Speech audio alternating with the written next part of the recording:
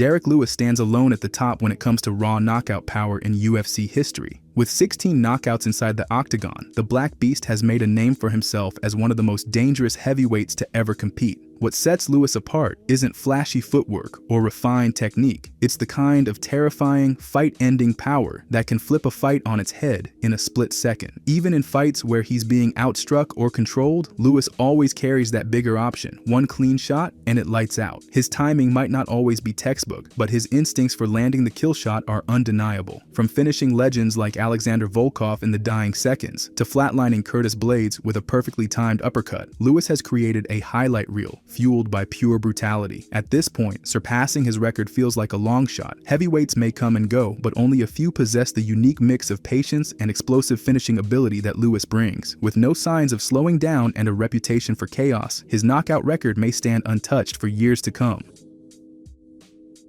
When it comes to dominance at the highest level, Demetrius "Mighty Mouse" Johnson set a gold standard that may never be matched. From January 26, 2013 to October 7, 2017, Johnson successfully defended the UFC flyweight title 11 times, the most consecutive title defenses in UFC history. Holding onto a belt in the UFC is already a massive feat. Defending it year after year against elite competition is something only the truly great can manage. But Johnson didn't just win, he dismantled his opponents. His performance against Ray Borg is legendary. In the 5th round, Johnson hit a suplex to armbar transition mid-air and finished the fight instantly. So why is this record nearly impossible to break? Because today's UFC is deeper and more competitive than ever. Champions are constantly under the microscope. Injuries can derail careers, and every contender is hunting for the slightest weakness. Others like Anderson Silva and Georges St-Pierre came close. Even though Jon Jones holds the highest title defenses with 12 wins, no one managed to defend their title 11 straight consecutive times like DJ.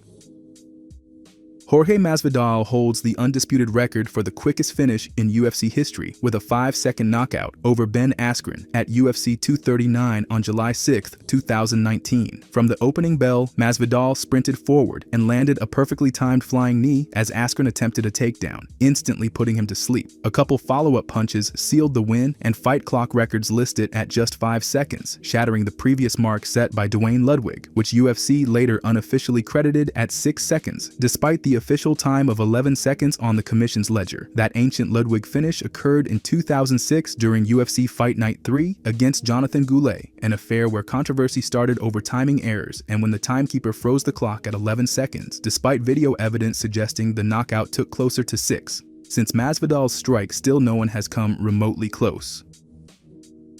When it comes to breaking records early, Jon Jones set a mark that may never be touched. At just 23 years old, he became the youngest champion in UFC history after defeating Mauricio "Shogun" Rua at UFC 128 in March 2011. At an age when most fighters are still finding their footing, Jones walked into a title fight against a former Pride legend and dominated like a pro. What makes the achievement even more remarkable is the short notice. Jones wasn't even supposed to be in that title bout. The opportunity came after Rashad Evans pulled out due to injury, and Jones stepped up with just 6 weeks' notice. Despite the limited prep time, he overwhelmed Shogun with creativity, reach, and ruthless efficiency, finishing him in the 3rd round to claim the light heavyweight crown. Most champions develop over time, gaining experience through years of trial and error. Jones skipped that learning curve. His mix of fight IQ, unpredictable striking, and freakish athleticism made him look untouchable even in his early 20s. Some argue that Jose Aldo should also be considered since he was WEC featherweight champion at a young age before WEC merged into UFC.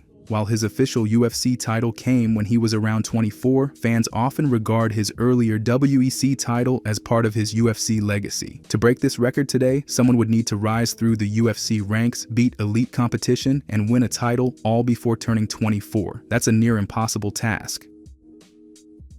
It might sound like a negative stat at first glance, but the record for most losses in UFC history is oddly one of the most respected. As of now, lightweight fighter Clay Guida holds the most UFC losses in history, tied with Jeremy Stephens at 19. Guida took that solo record following his latest defeat at UFC 310, where Chase Hooper submitted him, marking his 19th loss in the company, surpassing his previous tie with Jeremy Stephens, who also had 18 losses. Guida's tenure in the UFC began in 2006, making his debut at UFC 64 under the Strikeforce crossover, and he remained with the promotion until January 2025, when he was quietly released. Over nearly 2 decades, he amassed an 18-19 UFC record across 37 bouts in the organization. Other professionals such as Andrei Arlovski and Jim Miller are not far behind, each with 18 losses.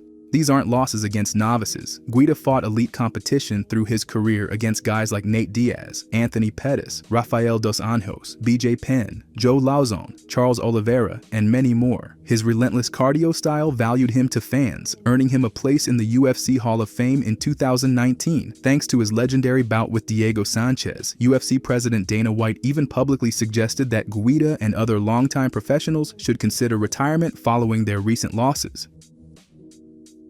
One of the oldest and most overlooked records in UFC history still holds strong nearly 3 decades later. The fastest submission ever recorded. At UFC 6 on July 14, 1995, Russian Sambo expert Oleg Taktarov needed just 9 seconds to finish Anthony Macias. Taktarov charged forward, clinched up, and slapped on a standing guillotine choke like it was second nature. Macias tapped almost immediately. It was over before the commentary team could even react. The fight came during the Wild West era of MMA, when the rules were loose, but don't let that fool you. What Taktarov did takes insane precision, speed, and confidence. He didn't hesitate. He didn't wait for a setup. He simply closed the gap, locked in the choke, and ended it before most modern fighters have even landed a jab. To this day, nobody has even come close. In modern UFC bouts with regulated gloves, cautious game plans, and more strategic pacing, getting a submission that quickly is almost impossible.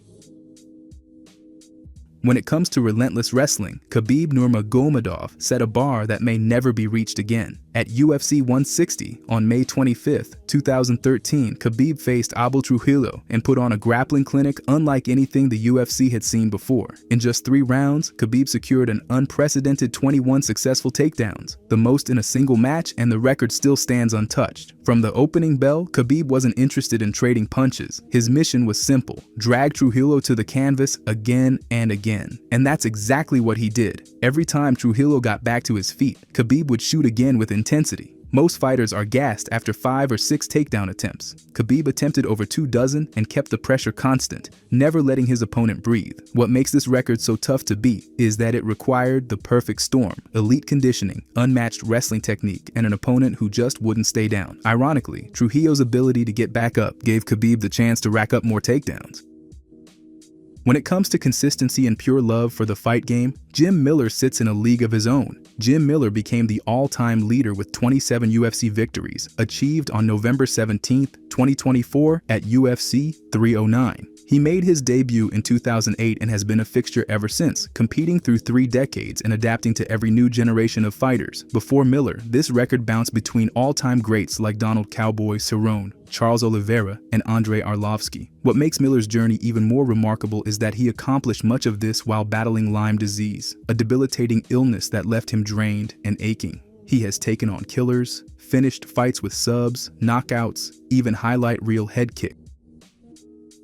Speaking of sustained dominance inside the octagon, Anderson Silva set a benchmark that may never be matched. From 2006 to 2012, Silva racked up an unprecedented 16 consecutive UFC victories, the longest win streak in the promotion's history. For nearly 7 years, he was untouchable, dispatching strikers, wrestlers, and submission specialists with ease. Silva's striking looked unreal, as it was so precise and fluid. He would slip punches by inches, bait opponents into overcommitting, and then land devastating counters that shut the lights out. What makes this record so tough to replicate is the unpredictability of MMA. One misstep, one punch, one takedown can end everything. Fighters today rarely string together more than a handful of wins before running into elite competition, injury setbacks, or unfavorable matchups. Anderson didn't just survive the pressure. Over multiple title defenses and different fighting styles, he never slipped. To win 16 straight in today's UFC, you would need talent, timing, durability, and a little magic. Silva had all of it.